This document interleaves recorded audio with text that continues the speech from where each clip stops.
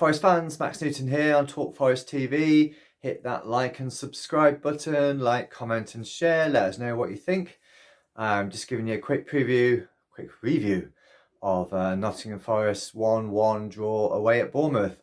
Bournemouth have been a bogey side for us. We've really struggled to beat Bournemouth over the years. They did us away when we was chasing them down to try and get automatic from the Championship last season, and they did a number on us at the City Ground. So I, for one, am pleased to come away from the Windy City with a point. Good to see the stadium intact. Good to see the badges not falling down, and safe journeys to everybody back away from, like I say, the Windy City of Bournemouth. I thought Forest started really well. I thought it was a good first 20 minutes. It's a real shame that Ryan Yates' header was quite rightly disallowed for offside. But probably Bolly didn't need to go that early and could have still, headed it back and scored. And I thought Gibbs-White had a really good effort. There was an effort that just went wide. We caused a bit of panic in their box from corners. So I was quite happy with the first 20 minutes, even though they looked really dangerous getting down the wings with their wing players. And I think our fullback struggled to contain them. Aurier didn't have the best game, his worst game for the club since he's been with us. So yeah, it was really difficult. After they started to assert some authority on the game, they started to cut us open a bit too easy and a bit more. We seemed to be second to the ball and second to the second ball in midfield, which has been unlike us in recent weeks. Yeah, and they scored a really good goal. I don't think Hennessy could have done anything about it. I thought Loddy might have gone in for the challenge rather than run in with him, but the danger is for that. You go in for the challenge for that bouncing ball, and you miss it, and the guy's completely free and has a run on goal. And then we had to, as they say these days, we had to suffer for quite a bit in the first half. They had their tails up, and I think this was a big game for Bournemouth. This was a massive game for Bournemouth.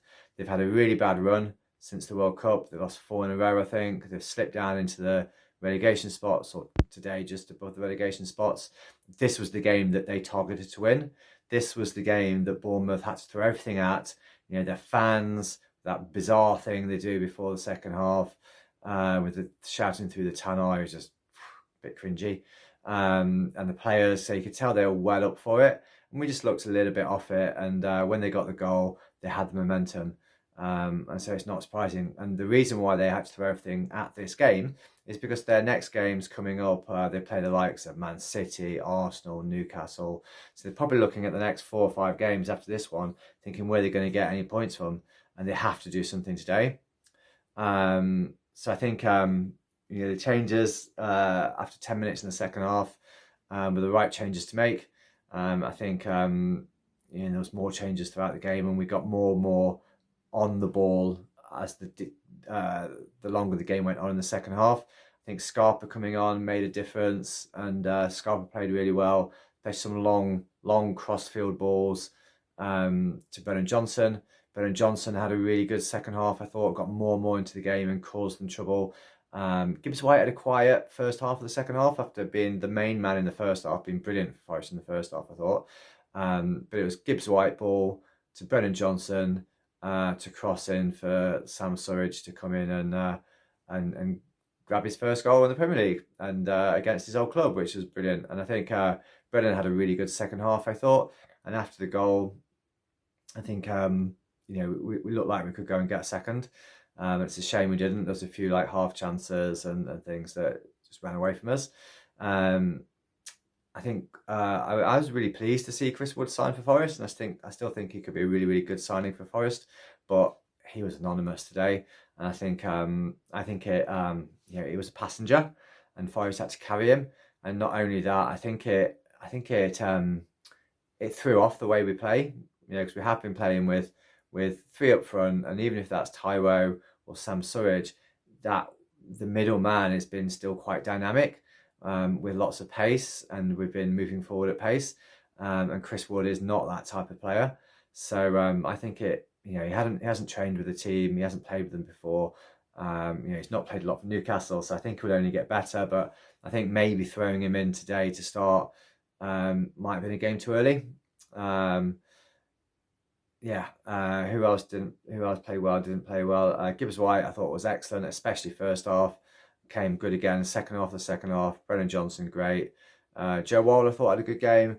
I thought Loddy got better as the game went on. And yeah, Aurier had an off day. Um, yeah, but it was looking for a while like we weren't going to get anything out of the game, and other results were all going against us in the Premier League. But that late goal for Forest, holding on for the point, and late goals in the Leicester game, late goals in the Southampton game, obviously Everton dropping like a stone. Super Frank, keep supporting Super Frank, media guys, because he's the guy. You know what I mean? He's not. He's the next Steve Bruce. If Everton want to go down, they want to hang on to Frank Lampard as much as possible. Whereas we've got Super Stevie Cooper. We go into the game at home against Manchester United in the Cup, still with a good unbeaten run going, with confidence that we've gone away from home, we've suffered a bit, and we've come away with another goal away from home in the Premier League, and another point away from home in the Premier League. And every single point is vital in the Premier League. So it reminded me a bit of last season, where we could suffer in games and we could ride our luck a bit, and we could not look great, but we could still get it together and come away with something.